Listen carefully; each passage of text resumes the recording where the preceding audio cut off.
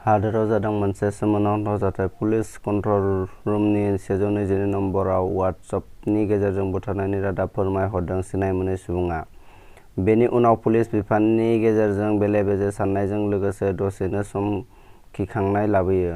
उत्तर प्रदेशनि गाहाय मन्थ्रि योगी आदित्यनाथखौ 24 घन्टानि गेजेराव बुथारनायनि हुमखि होदों सिनाय मोनै दुथां सुबुङा।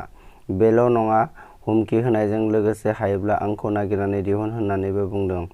वाट्सएपनि मेसेजआव लिरदों दि 24 घन्टा समनि गेजेरावनो AK-47 राइफलजों योगी आदित्यनाथनि जिउखौ फोजोबनाय जागोन। नागिरना मोनोब्ला हमनानै लांफै होननानैबो बुंदों दुथां सुबुङा। बे रादाबखौ मोननायनि उनाव उत्तर प्रदेशनि गाहाय मन्थ्रि योगी आदित्यनाथनि सिकिउरिटिखौ गोख्रोंसिन खालामनाय जादों।